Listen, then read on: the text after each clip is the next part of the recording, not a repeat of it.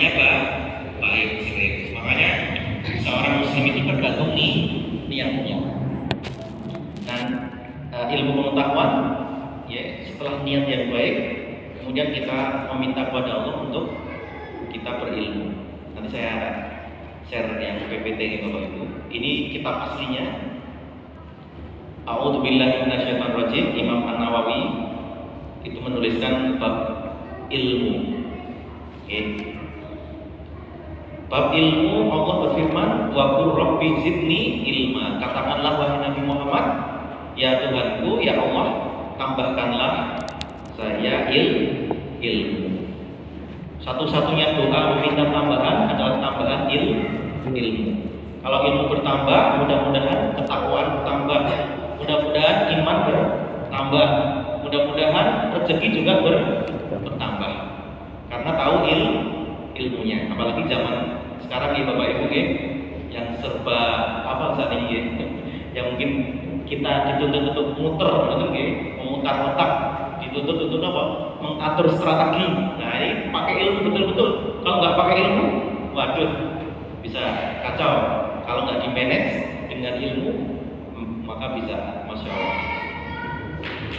Yang kedua, Allah mengatakan di dalam Al-Quran, Qul, katakanlah wahai Nabi Muhammad, hal yastawil ladina ya'lamuna wal ladina la ya'lamun. Katakanlah, apakah sama orang yang tahu, orang yang berpengetahuan dan orang yang tidak berpengetahuan? Ini dibandingkan, sama nggak kira-kira? Maka Allah sebenarnya tidak bertanya, tapi Allah ingin meyakinkan, sama nggak kira-kira? Tentu beda. Kalau ini nanti juga ya fa'ilah ladina amanu minkum. Allah akan mengangkat derajat orang-orang yang beriman dan orang yang berilmu di antara kita dengan beberapa derajat. Innama yakhsyallah min ibadihil ulama.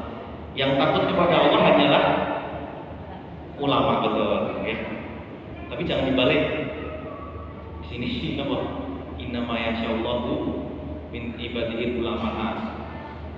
Berarti Allah takut pada ulama. Tapi yang benar ulama takut pada Allah. Jadi harus pakai ilmunya, ada pakai ilmu. Nah kemudian sabda Rasulullah SAW, man yuridillah bihi khairan, siapa yang Allah hendaki kebaikannya. Jadi kalau Allah ingin Bapak Ibu nyuwun ngapunten baik mungkin. Jadi Allah kalau pengen menghendaki kita semua baik, Allah pahamkan kita semua dalam permasalahan wabil khusus agama. Oke, agama itu huwa ismatu amrina, kata Rasulullah di dalam doa, huwa ismatu amrina. Dia itu tolak ukuran perkara kita semuanya. Kita mengukur semua itu pakai ukuran agama ya Bapak Ibu. Dalam kehidupan ini kira-kira pertimbangannya itu pertimbangan agama. Oke, dalam agama angsal bahkan boleh nggak kira-kira dalam agama? Kalau nggak boleh, nggak usah tinggalkan. Boleh nggak? Diperintahkan nggak kira-kira? Ya, ukurannya adalah agama. Man yuridillah bihi khairan. Ini hadis ini sangat dalam Bapak Ibu. Kalau kita memahami siapa yang Allah hendaki kebaikannya, Allah pahamkan seseorang dalam masalah agama. Wah ini oke. Hadis yang berikutnya dari Ibnu Mas'ud, Rasulullah bersabda, la hasada, tidak ada kedengkian, nggak boleh dengki kecuali dengan dua orang ini. Berarti boleh dong? Berarti boleh mana? Boleh Pak? Boleh iri dalam masalah yang pertama, orang yang banyak harta dia bersedekahkan, ini luar biasa ini. Ini harus marry kalian orang seperti ini, ngerti nggih? Kemudian yang kedua apa? Orang yang apa? Rajulun atahullah al-hikmah. Hikmah di sini ada yang mengatakan orang yang diberi ilmu. Wah, orang yang diberi apa? Ilmu. Di dalam hadis lain dikatakan orang yang diberi Al-Qur'an. Oke, di dalam hadis ini diberi ilmu hikmah. Jadi kudu meri kalian wong sing dikasih ilmu dan dia bisa mengamalkan ilmunya. Nah, ini luar biasa ya. Hadis ini bikin kita semangat. Oke, lagi ya. Kita lihat. Kalau ini panjang hadisnya nanti kita ringkas. Rasulullah bersabda, li ayyahdiyallahu bika rajulan wahid khairun laka min humurin na'am, atau dibaca Oke. Orang yang dapat hidayah gara-gara kita, Bapak Ibu, orang yang kita berikan hikmah, kita berikan ilmu, kemudian dia bisa mengamalkan ilmunya, dapat hidayah gara-gara kita, dia dapat pencerahan gara-gara kita, itu kita dapat hadiah seolah-olah kita dapat apa? Unta merah. Ketika itu unta merah adalah barang yang paling berharga. Kalau orang punya saat ini apa emas mungkin ya, emas atau properti tanah, itu yang paling berharga kan. Kenapa kalau Cangkem punya Bitcoin, punya aset digital yang paling berharga itu mungkin itu. Oke. Siapa yang bisa memberikan hidayah kepada orang, maka dia dapat apa? Seolah-olah dia dapat harta yang sangat berharga sekali. Jadi jangan meremehkan dakwah, jangan meremehkan membrowsing hal-hal yang baik, membroadcast, menyebarkan hal-hal yang baik, yang sifatnya ilmiah, yang sifatnya itu pasti bermanfaat. Oke, bukan hoax ini bukan hoax gitu. Itu insya Allah dia berpahala seperti memperoleh unta apa merah. Kalau mobil ngapunten saya nggak tahu yang paling mahal apa itu Bapak Ibu mungkin punya ya. Mobil Toyota, apa Pak? Alphard. Syukuri Alphard yang ada katanya kan gitu. Niku lagu di sini niku. Syukuri Alphard yang ada masalah. Mungkin Alphard yang mungkin biasa kan 1 miliar atau berapa kan gitu. Toyota Century pernah belum melihat Bapak Ibu di jalan? Toyota Century harganya berapa? 5 sampai 6 miliar ya. Mungkin itu gitu, yang sangat berharga kendaraan. Oke. Toyota Century. Kemudian dari Abdullah ibnu Umar ibnu As, Rasulullah mengatakan, "Balighu anni walau ayat." Sampaikanlah dariku meskipun 1 ayat. Wa haditsu an Bani Israil, cerita tentang Bani Israil mboten napa-napa, mboten nggih. Cerita nabi-nabi. Sing penting mboten ngrasani wong mboten mawon, nggih. Hubungannya Bani Israil juga perlu dilatani. Itu karena menceritakan untuk hikmah. Contohnya kita bercerita tentang kejahatan Fir'aun umpamanya. Nah, itu nggak apa-apa, kan gitu. Yang penting bukan tetangga kita yang kita ceritakan, bukan aman, bukan orang lain, tapi tokoh-tokoh dari Bani Israel. Nggak masalah. Cerita tentang Bani Israel. Bani Israel banyak diutus nabi-nabi, tapi Bani Israel menolak dan bahkan sebagian membunuh. Kalau ada yang selamat dari pembunuhan Bani Israel, berarti dia itu Rasul. Ya, Nabi Isa selamat, Nabi Musa selamat, jadi yang selamat itu Rasul. Yang berhasil dibunuh Nabi. Nah, itu Nabi itu jumlahnya 125.000 orang. Sebagian banyak yang dibunuh oleh Bani Israel. Yang terselamatkan disebut Rasul. Makanya semua Rasul itu Nabi, tapi tidak semua Nabi adalah Rasul. Nah itu konkannya. Wa man kadzdzaba alayya muta'ammidan falyatabawwa maq'adahu minan nar. Tapi siapa yang berdusta atas diriku, maka tentu naudzubillah dia menempati tempat duduknya di neraka. Berdusta atas nama Rasulullah. Rasulullah tidak mengatakan itu, tapi dinisbahkan pada Rasul. Makanya ini adalah hadis yang sangat dijaga oleh para sahabat, para perawi hadis. Yang penting saya menyampaikan dari Rasul, jangan sampai ada yang kata-kata redaksi yang salah namanya. Berarti nama para perawi dulu rela tidur di luar namanya. Maksudnya rela berbulan-bulan hanya untuk mengambil satu hadis Bapak Ibu.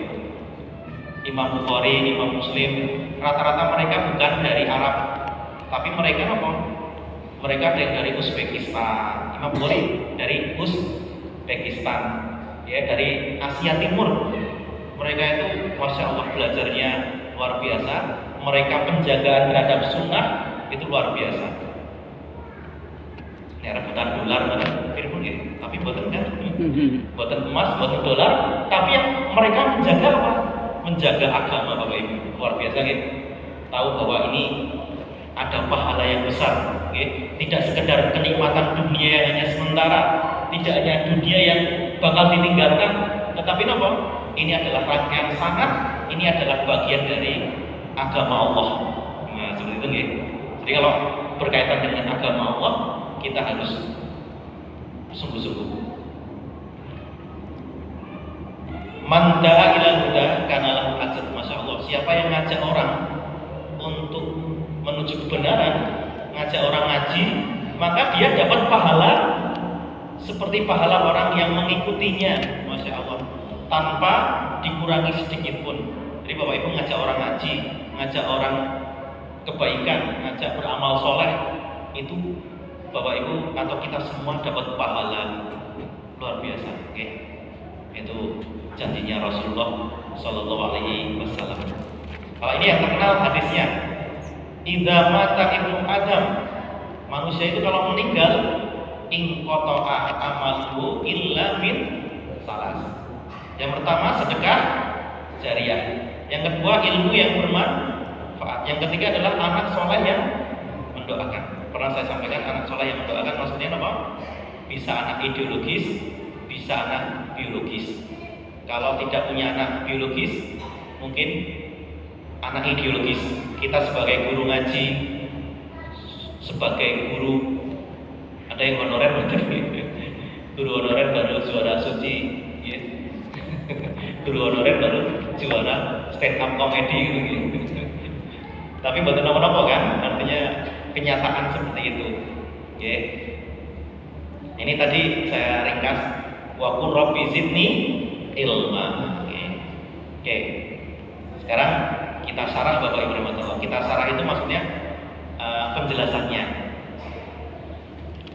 Allah berfirman dalam surat Al-Imran ayat 18. Allah menyatakan bahwa tidak ada Tuhan melainkan Dia yang berhak disembah, menegakkan keadilan, malaikat juga, dan orang-orang yang berilmu. Bayangkan, orang yang berilmu disamakan dengan malaikat. Masya Allah, pripun niku? Disamakan posisinya, ya, mulianya sama seperti apa? Para malaikat. Bayangkan, itu orang yang berilmu. Jadi penting Bapak Ibu ilmu, diberi ilmu pengetahuan dengan beberapa derajat. Jadi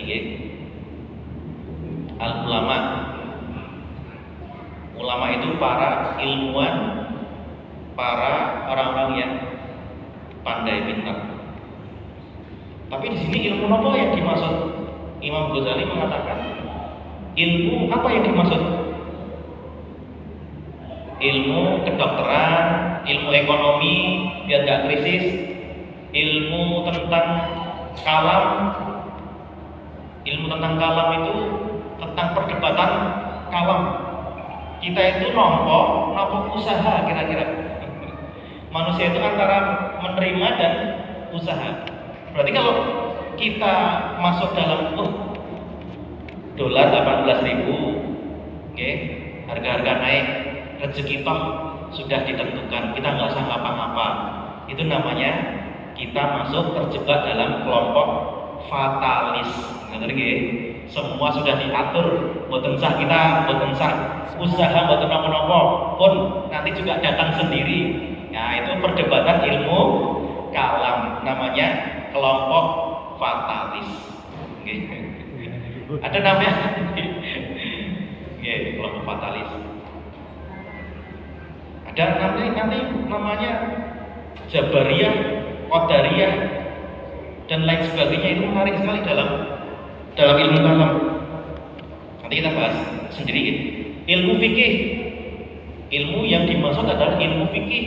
Kenapa? Karena bisa tahu sholat itu wajib, bagaimana cara melaksanakan sholat, apa hukumnya riba, apa hukumnya muamalah, itu semua dibahas di dalam ilmu fikih. Kata ahli fikih, kata ahli Quran mengatakan ilmu yang berkaitan dengan Quran, tajwidnya benar, panjang pendeknya, ilmu ini yang dimaksud. Wah, kemudian Imam Al-Ghazali mengatakan yang dimaksud dengan ilmu itu ilmu yang bisa membuat kita semakin ma'rifatullah, semakin mengenal Allah, semakin kita takut sama Allah, semakin kita kagum sama Allah. Ternyata ilmu yang dimaksud adalah itu. Kalau kita paham ilmu fikih, ilmu kalam, semua menyebabkan kita semakin khosyah, semakin kita itu apa istilahnya kagum, dekat sama Allah. Berarti itu ilmunya ya, Bapak Ibu. Tapi siapa yang kok kira-kira sekolahnya tinggi banget kan ya? Sekolahnya tinggi, kemudian juga gelarnya sampai berjibun. Tapi ya itu berarti Rasulullah pernah bersabda, manis dada ilman, siapa yang nambah ilmunya, walam yazdad hudan, tapi hidayahnya nggak nambah, okay? Lam yazdad minallahi illa hudan, maka dia tidak bertambah kecuali kejauhan, kan ya? Saat ini sing pinter-pinter malah do korupsi, okay? Ahli hukum malah kena hukuman, oh, ya. Ahli ekonomi malah krisis ekonomi, makanya ahli ini malah masya Allah itu malah justru oke. Nah, semakin paham, semakin apa? Man arafa nafsahu faqad arafa rabbahu. Siapa yang mengenal dirinya pasti mengenal Allah. Jadi Allah ya dekat dengan kita, okay? Kalau kita semakin tahu siapa tahu kita untuk apa di dunia ini, okay? Nanti setelah kita hidup di dunia ini kita akan kemana? Kan itu pertanyaan-pertanyaannya, kan? Okay. Potensi, ada roh, ada nafs. Kalau orang mengatakan nafsu, sebenarnya nafsu itu bisa baik, bisa buruk, okay. Tapi potensi fitrahnya itu baik, okay. Nafsu yang diberi rahmat itu adalah nafsu yang baik ya Bapak Ibu Allah. Itu nafsu yang baik. Sedangkan nafsu yang lawamah, okay, nah itu nafsu yang tidak ada kaitannya dengan kebaikan. Ada namanya kolom itu apa? Hati. Iya, hati. Hati itu yang berbolak-balik kata manusia, kan? Kata ya muqallibal qulub tsabit qalbi ala dinik wa ya musarrifal qulub sarrif qulubana ala taatik. Mungkin makanya berbolak-balik. Kadang sekarang bosan.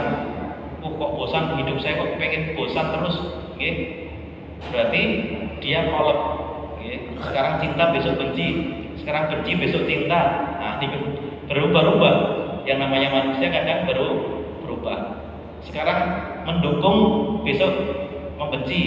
Sekarang mendukung, besok tidak mendukung. Nah, ini kolom. Ada namanya akal.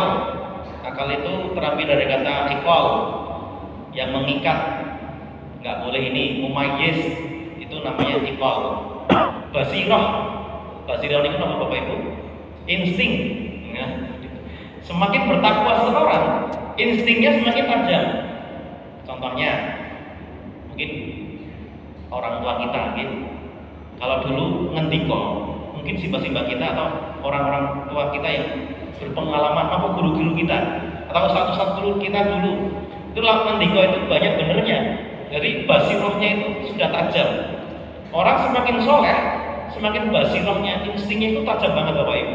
Suatu ketika ada di Timur Tengah ada orang yang soleh, yang dekat dengan Allah, hatinya itu bersih. Suatu ketika terbangun jam 2 malam, jam 2 pagi, jam 2 pagi terbangun. Beliau ini, pengen saja, kok rasanya kok saya pengen bangun. Ya buka garasi, kemudian naik mobil jam 2, jam 2. Biasanya udah istirahat, jam 2 istirahat, kemudian lewat di suatu tempat, ternyata di situ sampai di jalan Bapak Ibu Allah, di situ ada orang yang mau jatuh, sudah nggak gondelan, sudah mau jatuh, kemudian orang tersebut menolong, Terus kemudian kata orang yang jatuh tadi, orang yang mau jatuh tadi, kok rasa-rasanya jenengan datang di waktu yang tepat. Kemudian orang yang menolong tadi, yang terbangun di pagi dini hari tadi, itu mengatakan, kok seolah-olah saya diberi petunjuk untuk datang ke tempat sini. Wah, ini berarti basirohnya itu kuat. Seolah-olah insting ilhamnya itu terasa Bapak Ibu Allah. Jadi semakin soleh seseorang, itu kok terasa firasatnya itu semakin tajam. Nah, firasatnya semakin tajam, berarti Allah memberikan dia dibukakan pintu-pintu hikmah. Orang-orang yang soleh itu kadang-kadang pintu hikmahnya itu dibukakan oleh Allah Subhanahu wa Ta'ala.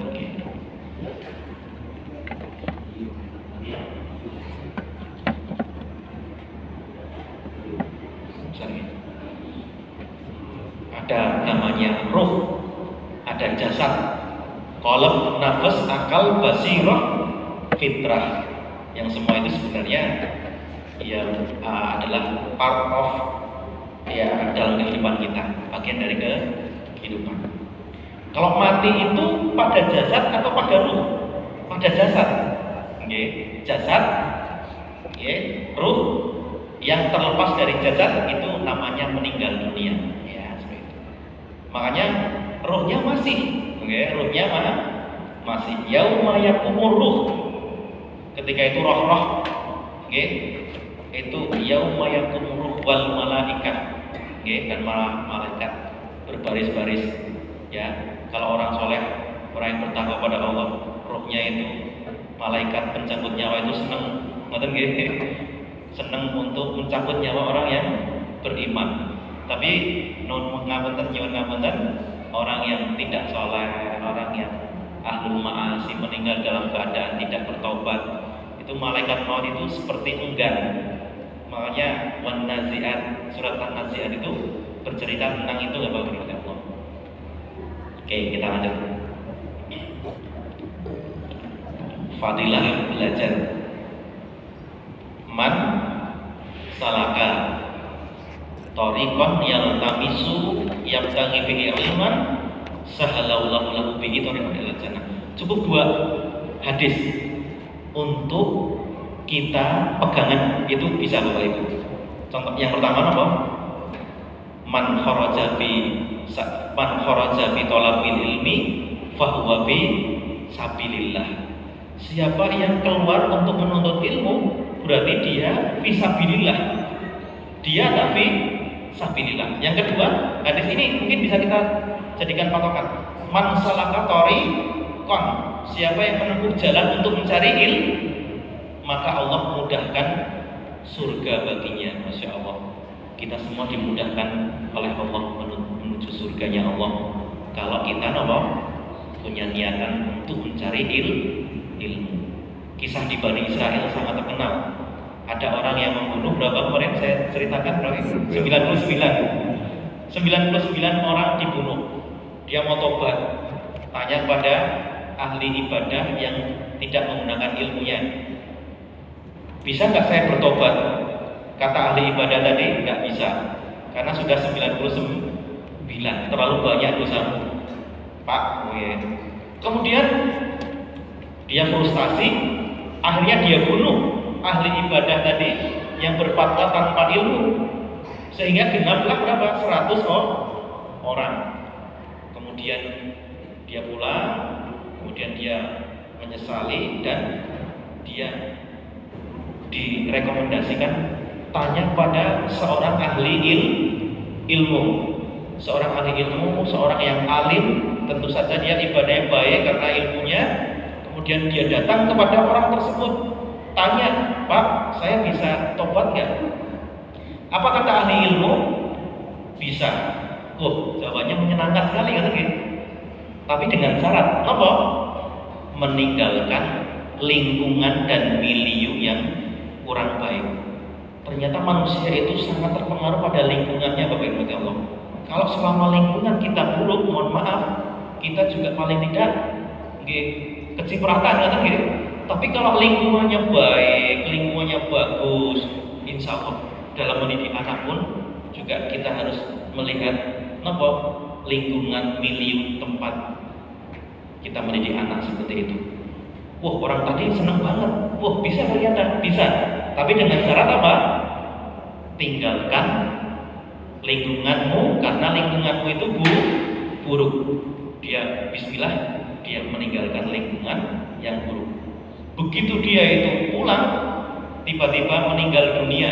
Nggak tahu meninggal dunianya dengan cara apa, wallahu alam, tidak didetailkan ceritanya. Tapi ketika meninggal dunia, turun malaikat rahmat dan malaikat azab. Malaikat azab mengatakan, yuk dia dibawa ke neraka. Kenapa? Karena dia sudah membunuh 100 orang. Malaikat rahmatnya mengatakan, tidak, dia punya niat bertobat dan dia sudah ikhtiar. Dia bertanya pada ahli ilmu, bertanya pada ahli ilmu, bertanya pada ahli ilmu saja itu dapat pahala. Apalagi dia punya sikap yang baik dan mau berubah. Ternyata malaikat rahmat yang menang. Itu akibat apa? Akibat bertanya pada ahli ilmu. Jadi dua hadis ini insya Allah bisa kita jadikan patokan beberapa. Imam Syafi'i mengatakan menuntut ilmu afdol. Kemudian wasiat Luqman kepada anak-anaknya, wahai anakku, duduklah engkau bersama para ulama dan dekatilah mereka dengan kedua lututmu. Batasan, nggak ada batasan. Ilmu itu baik kecil, dewasa maupun sampun sepuh, itu juga nggak ada batasan untuk menuntut ilmu. Ini sing paling sepuh sinten nggih. Ada yang usia 88.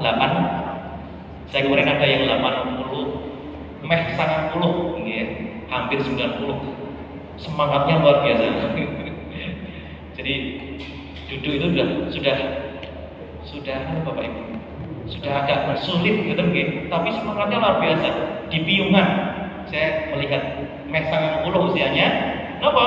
Tapi semangatnya. Kalau orang yang seperti itu saja semangat, apalagi kita yang mungkin lebih muda. Nah, seperti itu. Maka harus semangat untuk menuntut ilmu. Ya. Nah, ini man kharaja fi thalabil ilmi. Nah, berarti apa? Dari kisah Bani Israel tadi bahwa orang yang membunuh 100 kemudian dia kharaja fi sabilillah. Ya, dia keluar, berarti menuntut ilmu, dia itu bertanya pada ahli ilmu, berarti dia sudah berada di jalan Allah. Jalan Allah, Bapak Ibu, bukan jalan yang lain, atau bukan jalan yang tidak diridhai oleh Allah Subhanahu wa taala. Oke, sekarang fadilah mengajar. Setelah punya ilmu, kemudian niatkan kita untuk ngajari diri kita sendiri, ngajari orang terdekat kita, ngajari tonggo tepale, ngajari masyarakat. Masyarakat tidak akan baik kecuali baik keluarga. Keluarga tidak akan baik kecuali baik anggota keluarga. Anggota keluarga tidak baik kecuali individu yang baik. Makanya ini penting sekali. Kita disuruh untuk waliyum diru qaumahum idza raja'u ilaihim la'allahum yahdharun. Oke. Jangan perang semuanya, oke. Jangan pergi untuk berjihad semuanya. Kudu wonten sing ngaji, kudu wonten sing ngaji kitab, kudu wonten sing ngaji kitab, kudu wonten sing ngaji syariat. Harus ada yang sekelompok orang yang ngaji kata Allah Subhanahu wa taala. Jangan semuanya jadi ini semuanya, tapi harus apa? Harus ada yang ngaji. Ini penting banget Bapak Ibu Allah. Harus ada yang ngaji, harus ada yang menuntut ilmu, harus ada yang membahas tentang permasalahan dalam agama. Waliyumdiru qaumahum idza raja'u ilaihim wa la'allahum yahdharun. Ini tadi, siapa yang mengamalkan ilmu yang ia telah dapatkan, maka Allah akan mewarisinya ilmu yang tidak ia ketahui. Niki bukan Al-Quran, tetapi ini mungkin kata-kata ulama ngerti karena nggak ada riwayatnya. Oke, tapi ini banyak benernya. Oke, siapa yang dapat ilmu ngajari pada orang lain, maka dia akan memperoleh ilmu yang belum ia ketahui. Nggak tahu caranya gimana, wallahu a'lam. Ilmu itu ada dua, ilmu syar'i atau ilmu nakli, sama ilmu akal atau ilmu ghairu syar'i. Kita bahas lagi detailnya. Kalau ilmu syar'i, ilmu usul, ilmu pokok-pokok. Bapak Ibu, kalau seorang itu tidak berhasil mempelajari ilmu yang sifatnya usul, maka para ulama mengatakan mana al-usul haramal usul. Siapa yang usul saja, sing pokok mawon boten ngertos, maka bagaimana dia mau mempelajari yang lain? Bagaimana dia bisa menafsirkan Al-Quran kalau dia nggak punya ilmu tentang tajwid, ilmu tentang